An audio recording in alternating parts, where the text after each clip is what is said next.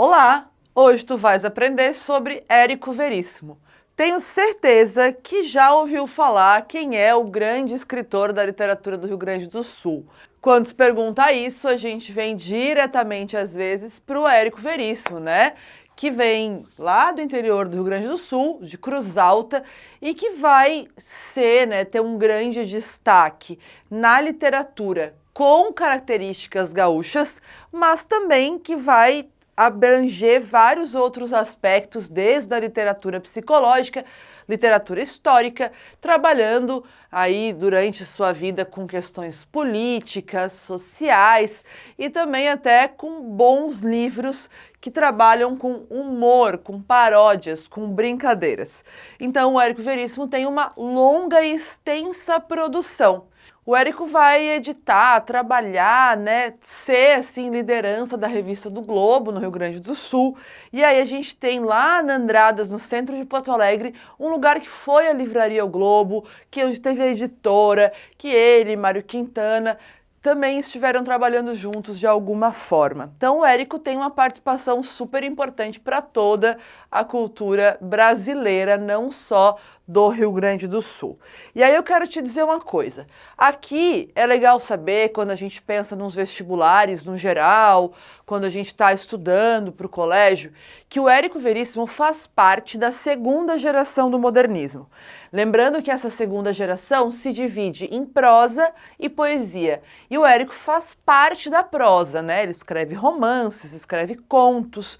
Então, ele vai fazer parte dessa prosa, que é uma prosa que a gente chama de romance de 30, e que tem como sua principal característica a coisa do regionalismo, de mostrar o lugar da onde advém aquele escritor, da crítica social, de uma linguagem regionalista, mas também de paisagens muito específicas. E isso faz com que o Érico, né, esteja aí junto de escritores como Jorge Amado ou Raquel de Queiroz. Então, passando por isso, quero te mostrar aqui o primeiro momento da obra do Érico. O Érico escreve 3 livros que ainda são menos regionalistas, que são Clarissa, Caminhos Cruzados e Olhai os Lírios do Campo. Essas obras, elas passam por um caminho, né, percorrem uma ideia mais psicológica, mais intimista, onde os personagens são elaborados psicologicamente e deixam, né, mostram para o leitor os seus olhares de mundo. Inclusive, Clarissa e Caminhos Cruzados são livros que têm uma certa continuidade, porque a menina Clarissa aparece novamente em Caminhos Cruzados. Então, tem histórias de Porto Alegre, histórias do interior também, mas vão falando essa parte mais reflexiva dos personagens, tá? E aí a gente chega em Olhai os Lírios do Campo, onde começa, né, onde o Érico volta mais sua preocupação para as questões sociais. Aí começa, inclusive, uma certa preocupação e até acusações dele de ser mais revoltado, de ser subversivo. Então a gente vai ter aqui esse processo psicológico e social nascendo nessa obra. Mas eu sei que estás bem curioso e curiosa para saber como vamos trabalhar aqui o grande épico da história do Rio Grande do Sul, que é O Tempo e o Vento, né?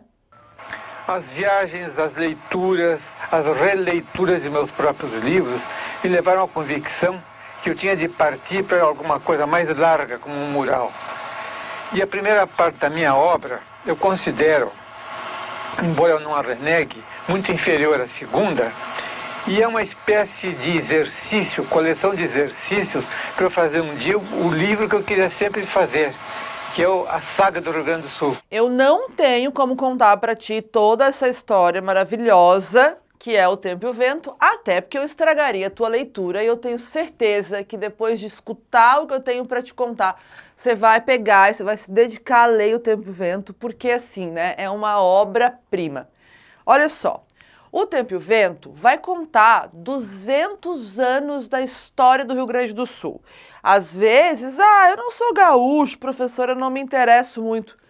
Olha, mesmo quando a gente não é do Rio Grande do Sul, quando a gente lê esse livro, a gente fica embasbacado do talento da maneira como o Érico conta essa história. E aí é bom saber o seguinte, aqui a gente tem muitas marcas do regionalismo. A linguagem que vai aparecer é uma linguagem gaúcha, né, que vai acompanhar inclusive a evolução, o tempo e os lugares onde os personagens vão passar. E a linguagem ela é fluida, ela não é super descritivista, tem bastante diálogo, o que também ajuda na fluidez, e muitas vezes a gente vai ver um tom novelístico, né? Aquela coisa de ter ganchos para as próximas histórias, de trazer elementos que trazem curiosidade para a gente ler o próximo capítulo. Então, O Tempo e o Vento tem essa característica de novela e romance históricos. E aí ele é dividido em 3 grandes livros: O Continente, O Retrato e O Arquipélago. E assim, cada um desses 3 grandes livros tem vários livros dentro. E todos os livros passam basicamente para contar a história da fundação do Rio Grande do Sul, tal como ele é hoje.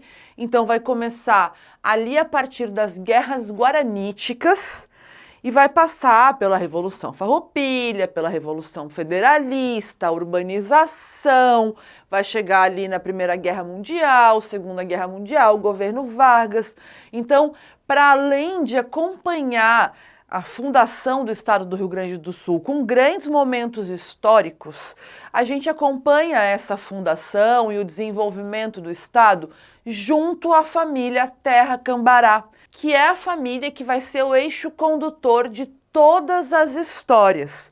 Aqui no continente, a gente tem a história sendo contada a partir do cerco do sobrado da família Terra Cambará, que é durante a Revolução Federalista.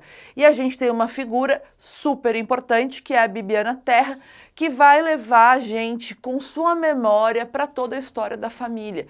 Então vai recuperar lá quando a mãe na Terra conhece o pai, né, que é um indígena guarani que fugiu ali do movimento das guerras guaraníticas, vai mostrar a chegada do grande Capitão Rodrigo, né, essa figura super amada ou odiada, dependendo de como você olha para ele, esse homem do exército, né, que tem todos os costumes fortes do Rio Grande do Sul, e a gente vai ver a luta que acontece pela terra, pela construção das cidades. Depois, a gente vai chegar aqui no retrato com filhos e netos de Rodrigo Cambará e Bibiana Terra, então a história da família segue acontecendo, vai mostrar suas indisposições políticas e sociais, até a gente chegar aqui no Arquipélago, que é quando a gente vê que essa família tomou grandes proporções nas decisões políticas e sociais do Brasil, a ponto de ter relações estreitas com Getúlio Vargas, que aqui nesse momento era presidente do Brasil. Então, para a gente ter uma ideia do quanto tudo foi percorrendo, dos dramas, os mitos, as separações, as crises existenciais, né?